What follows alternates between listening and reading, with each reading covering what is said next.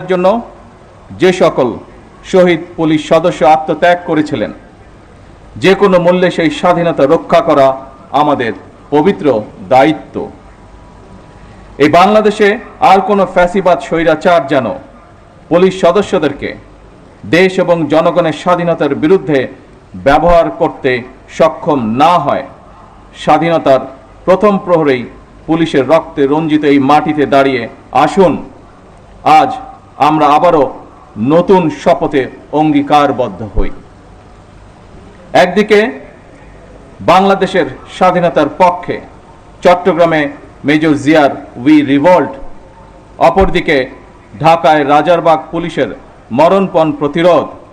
এরপর স্বাধীনতার লড়াই থেকে বাংলাদেশের স্বাধীনতাকামী মানুষের পিছিয়ে থাকার আর কোনো সুযোগ ছিল না। তবে মুক্তিযুদ্ধকালীন প্রজন্ম থেকে শুরু করে আজ পর্যন্ত, অর্থাৎ মুক্তিযুদ্ধ পরবর্তী প্রজন্ম, আমরা যারা ইতিহাস পড়ে কিংবা বীর মুক্তিযোদ্ধাদের প্রত্যক্ষ অভিজ্ঞতা শুনে মুক্তিযুদ্ধ সম্পর্কে জেনেছি, তাদের মনে মুক্তিযুদ্ধকালীন ইতিহাস নিয়ে এখনো কিছু প্রশ্ন হয়তো রয়েছে।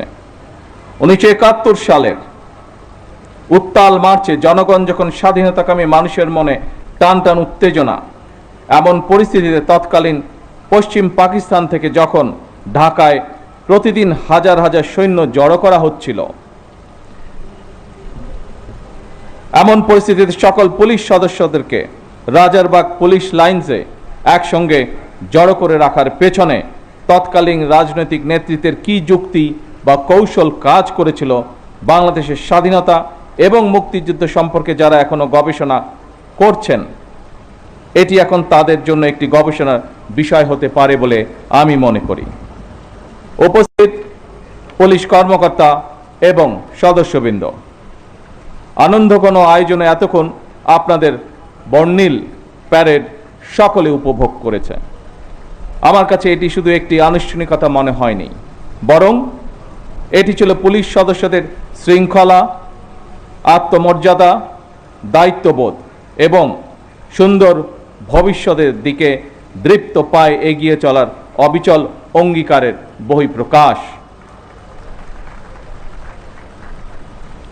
দীর্ঘ 1.5 দশকেরও বেশি সময় ধরে ফ্যাসিবাদ বিরোধী আন্দোলনের সংগ্রামের ধারাবাহিকতায় 2024 সালে ছাত্র জনতার এক রক্তক্ষয়ী গণ অভ্যুত্থানের পরে দেশের স্বাধীনতা প্রিয় গণতান্ত্রিকামী মানুষের আকাঙ্ক্ষার প্রতিফলন হচ্ছে জনগণের রায় গঠিত বর্তমান সরকার।